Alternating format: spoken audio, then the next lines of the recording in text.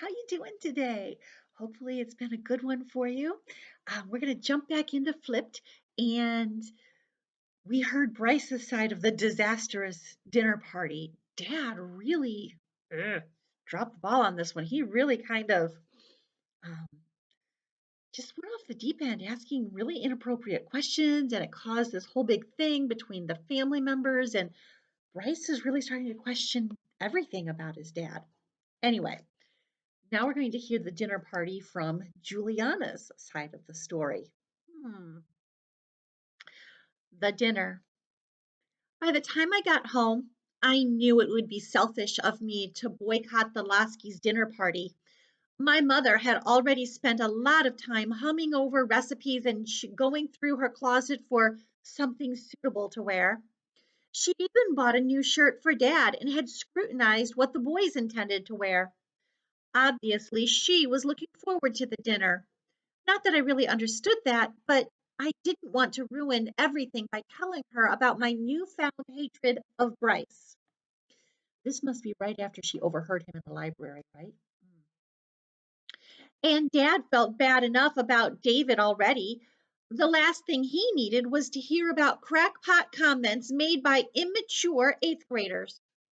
So that night, I went through the motions of baking pies with my mother and convinced myself that I was doing the right thing. One dinner couldn't change anyone's life. I just had to get through it. Friday at school, I avoided the blue eyed brat the best I could. But that night, as I got dressed, I found myself staring at the painting my father had given me and became furious all over again. Bryce had never been a friend to me.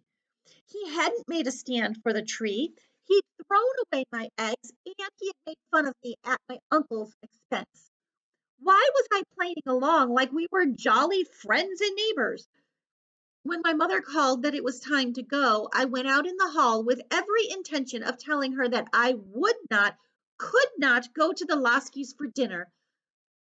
But she looked so lovely and happy that I couldn't. I just couldn't.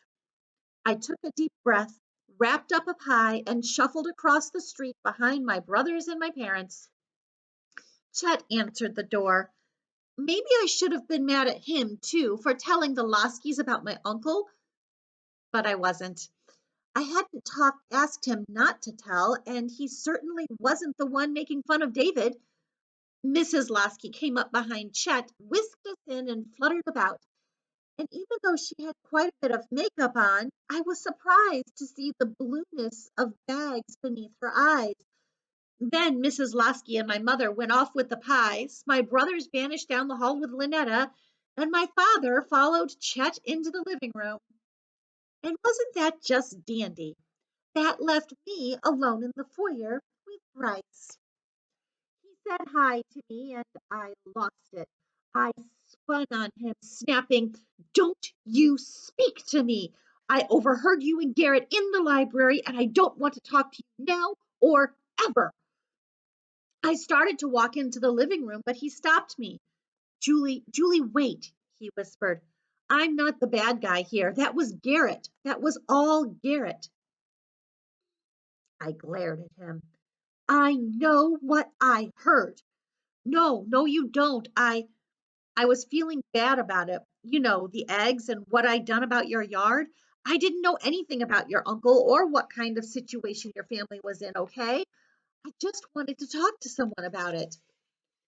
Our eyes locked for a minute, and for the first time, the blueness of his eyes didn't freeze up my brain. I heard you laugh. He made a joke about me being a retard, and you laughed. Julie, you don't understand. I wanted to punch him. I did, but we were in the library. So instead, you laughed. He shrugged and looked miserable and sheepish. Yeah, I left him. Just walked into the living room and left him. If he was making it up, he was quite the actor. If he was telling the truth, then Chet was right. He was a coward. Either way, I didn't want to be anywhere near him. I stood beside my father and tried to follow his discussion with Chet about something they'd both read in the newspaper. My father was saying, but what he's proposing would require a perpetual motion machine, so that's not possible. Chet replied, maybe in the context of what scientists know now, but do you rule it out completely? At that moment, I was feeling absolutely no scientific curiosity. But in a desperate attempt to block Bryce Lasky from my mind, I asked, what's a perpetual motion machine? My father and Chet glanced at each other, chuckled, then shrugged, giving me the sense that they had agreed to let me into a secret club. My father explained, it's a machine that runs without any external power source. No electricity, no fuel, no water propulsion, nothing. Chet glanced over my shoulder and asked rather absently, you think that's a doable thing? What had distracted him? Was Bryce still in the foyer? Why didn't he just go away? I forced myself to focus on the conversation. Do I think that's a doable thing? Well, I don't really know. All machines use energy, right? Even real efficient ones. And that energy has to come from somewhere. What if the machine generated it itself? Chet asked, but one eye was still on the foyer. How could it do that? Neither of them answered me. Instead, my father stuck out his hand and said, good evening, Rick. Nice of you to have us over.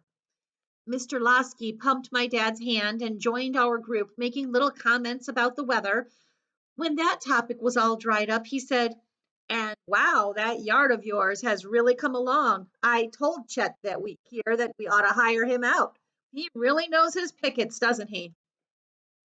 He was joking, I think, but my father didn't take it that way, and neither did Chet. I was afraid of what might happen next, but then Mrs. Lasky tinkled a little dinner bell and called, hors d'oeuvres, everybody! The hors d'oeuvres were delicious, but then my father whispered that the teeny black berries on top of the crackers weren't berries at all, but caviar. I stopped mid-bite. Fish eggs? Repulsive. Then my father pointed out that I ate chicken eggs all the time, so why get squeamish over fish eggs? He had a point. I hesitantly finished the cracker, and before long I was having another. Bryce was standing all by himself across the room, and every time I happened to look his way, he was staring at me. Finally, I completely turned my back on him and said to my father, so, who's trying to invent a perpetual motion machine anyway? My father laughed. Mad scientists all over the world. Really? Yes, for hundreds of years.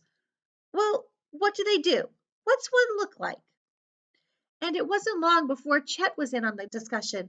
And just as I was finally starting to catch on to magnetism, gyroscopic particles, and 0 point energy, I felt someone standing behind me.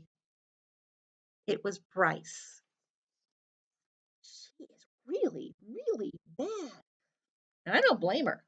I mean, when you just stand by and don't stand up for someone, it's really rotten. Anyway, glad you stopped by today. Have a great rest of your day.